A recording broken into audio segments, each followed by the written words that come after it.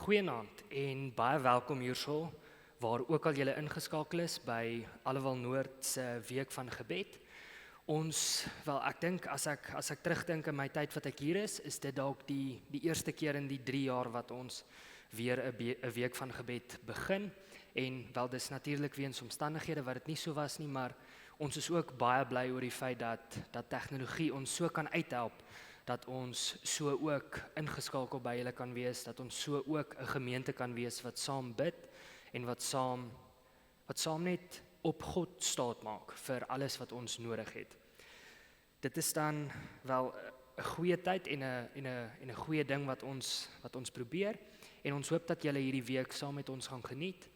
Ek het so laasweek met Dominee Dewald gepraat en ons het bietjie gepraat oor 'n tema wat ons daar kan doen hierdie jaar. En ons het gedink om te kyk na verskillende gebede wat ons in die Bybel vind. Ons gaan dan juis elke nag van hierdie week gaan ons kyk na 'n gebed wat iemand in die Bybel gebid het, en ons gaan na dit kyk met een vraag in gedagte. Ons gaan vir onsself vra, wat is die een kerngedagte wat ons uit hierdie gebed leer, wat ons dan ook so kan help in ons gebedslewe? Dit is die een vraag waarmee ons bietjie gaan worstel hierdie week, en wel die hoop is dan natuurlik om 4, ek wil nie eintlik sê nie, maar tegnieke te kry wat ons dalk kan help in ons gebedslewe. 4 goed wat ons gebedslewe dalk net kan vernuwe en kan versterk in hierdie jaar wat kom. Saam met dit gaan ons elke aand afsluit met 'n gebedsversoek, want dis tog ook hoekom ons hierdie week van gebed doen. Ons wil graag as 'n gemeente saam bid vir 'n saak. So elke aand gaan ons afsluit met 'n gebedsversoek waar ons as gemeente net saam vir ietsie gaan bid en saam gaan glo en vertrou dat God ons in hierdie hele proses sal bystaan, in hierdie hele jaar wat voorlê sal bystaan en sal help en sal ondersteun. Dit is dan in kort wat ons in hierdie week van gebed gaan probeer doen, en ons is baie opgewonde dat julle dit saam met ons ook so gaan vier. Ek gaan dan wel begin met my gedeelte, met my gebed wat ek vanaand met ons gaan doen. En die gebed vind ons in 1 Kronieke 29 vers 10 tot 19. Dit is Dawid se gebed daarso, en ek gaan nou vir julle 'n geleentheid gee om dit self daarso waar julle sit te lees. Julle kan die video pause en dan sodra julle dit klaar gelees het, kan julle net weer die video verder speel, en dan verduidelik ek die stukkie wat ons gelees het net so 'n bietjie verder.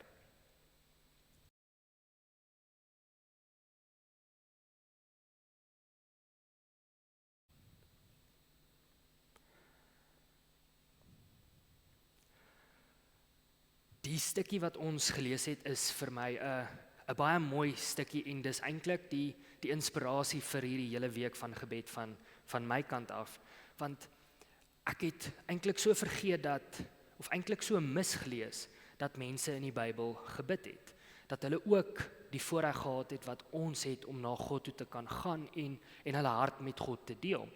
En dis dan juis wel hierdie stukkie wat dit alles vir my begin het. En wanneer ons hierso lees van wat Dawid bid, dan is dit eintlik sulke mooi gebed. En ek wil ons net vir 'n kort rukkie terugvat na wat in Dawid se lewe aangegaan het. Ons weet hierso is dit natuurlik 'n bietjie rustiger vir hom. Ons weet God het hom ryklik geseën. Ons weet God is by hom gewees. God het hom ondersteun. Maar ek dink as ons dink aan die lewe van Dawid, dan is daar 'n klomp goed wat uitstaan. Ek dink natuurlik die grootste en die eerste keer wat ons hom eintlik ontmoet, is daar waar hy vir Goliat veg. Daar waar hy sy paar klippies optel en hy hierdie reus oorwin. En ons lees daar dat God by hom was.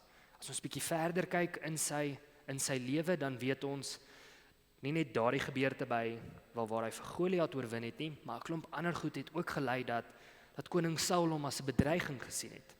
Dat koning Saul wel gedink het hierdie persoon gaan hom dalk vermoor om sy plek te vat as koning van Israel. So met daardie het Dawid gaan wegkruip, hy het weggehardloop omdat hy vir sy lewe gevrees het, en hy het toe ook 'n klomp draaie gevat, hy het bietjie by die Filistyne ook gaan wegkruip omdat hy bang was vir sy lewe. Maar ons weet ook so dat dis nie waar sy verhaal geëindig het nie. Ons weet dat God het hom verder geseën, God was verder by hom, en toe koning Saul oorlede is, het koning Dawid die regte plek gevat. Het koning Dawid wel werklik koning geword van Israel. En wel toe gaan dit wel in my oë goed met Dawid. Ons lees hierso, wel sien ook hierso eintlik, dat dit gaan so goed met Dawid. Hy is so geseën deur God, dat hy bly in hierdie luukse paleis, en hy dink by homself, maar waar bly God? En hy dink aan die verbondsark, en hy kyk waar is die verbondsark geleë, en hy sien dis net in 'n tent. En dis dan hierso waar hy hierdie gebed vir God kom gee. Waar hy hierdie gebed bid aan God en sê, maar God, dit voel nie vir my reg dat ek so ryklik geseën is, dat ek in hierdie luukse plek bly, maar u bly in 'n tent nie. En dis dan juis in hierdie gebed waar ek dink hy sy dankbaarheid met God net kom deel. Waar hy net vir God kom sê hoe dankbaar hy is dat God in sy lewe is. Ek dink verder as dit kom gee hy vir God die lof en die eer wat God toekom. En dis 'n wonderlike gedagte. En dis juis hierdie kerngedagte wat ek dan wil hê ons moet onthou in 2026 wanneer ons ooit weer bid. Dis dankbaarheid. Ek en julle het werklik soveel om oor dankbaar te wees. Laas jaar was God elke dag by elkeen van ons. Ons sien dit hierso in Dawid se verhaal, hoe God hom geondersteun het, selfs in tye van nood was God daar vir hom. En ek wil net hê ons moet besef dat dieselfde waar is vir my en vir jou. God is by my en by jou gewees laas jaar. Tydens alles. Selfs die oomblikke wat ons gedink het, God het ons verlaat. Wanneer ons soos Dawid Psalm 22 dalk sou skryf wat sê, my God, waarom het U my verlaat? God was daar. In die goeie tye was God daar. In die slegte tye was God ook daar. Ek wil hê ons moet dit onthou. En dis dan juis hoe ek wil hê ons hierdie week van gebed moet afskop. Met dankbaarheid in ons harte. Wil hê voordat ons begin bid vir alles wat kom, al ons vrese dalk, al die goed wat ons bang maak, al die goed waarvoor ons hoop in 2026, wil ek net weer hê ons moet terugkyk. Terugkyk aan 2025 en net weer besef wat God alles vir my en vir jou gedoen het. Nie net vir my en vir jou nie, maar vir ons as gemeente. Ek wil hê ons moet terugkyk en besef waar God se hand was. Waar God oral in ons lewens gewerk het. Want ek dink dis die grootste geskenk van 'n gebed van dankbaarheid. Ons gee net weer die erkenning vir God wat God verdien. Ons kyk terug en ons erken net weer maar God was daar vir my. Selfs toe ek gedink het God was glad nie daar nie. So ja, ons bid en ons sê dankie vir God. Maar ek dink tog God weet dat dit ons ook help. Want dit laat ons net weer sien dat ons nie alleen is nie. Want soos wat ons terugkyk, dan weet ons maar ek het vir dit gebid in 2025 en ons kan sien maar God het my daarmee gehelp. En dis hoekom ek wil hê ons hierdie jaar so moet begin.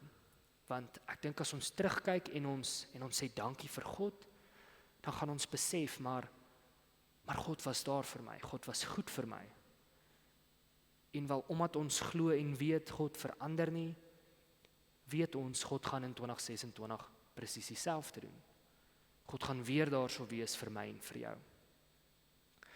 Dis dan in kort wat ek dink Dawid se gebed vir ons so mooi maak, en dis dan juist wat ek wil hê ons vanaand oor moet bid. Voor ons met ons lysies kom van goed wat ons van God gaan vra, van ons wat opreg ons harte kom deel met God, wil ek net eers sê ons moet terugkyk en ons moet bid en dankie sê vir God vir alles wat God in 2025 vir ons gedoen het. So ek gaan nou weer eens vir ons dieselfde vra. Julle kan die video pause, julle kan julle gebed doen en dan as julle amen gesê het, kan julle net weer bly en dan sluit ek ook so vir ons elkeen af.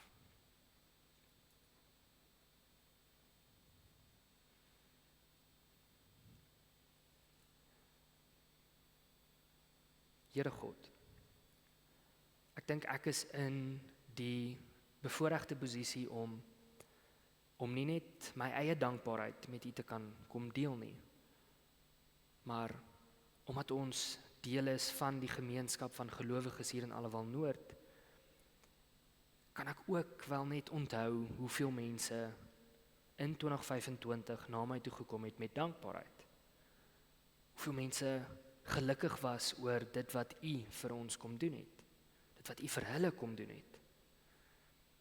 En God, dis 'n wonderlike voorreg wat ek dan het om hier te kan staan en te weet. U was sigbaar in 2025.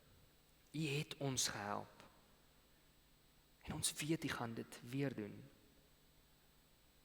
God, as ek na die breër gemeente kyk na hoe U ons aktiwiteite geseën het en wel daarmee gehelp het. God, natuurlik ons twee groot fondsinsamelings, ons bazaar en ons wat in wynveiling.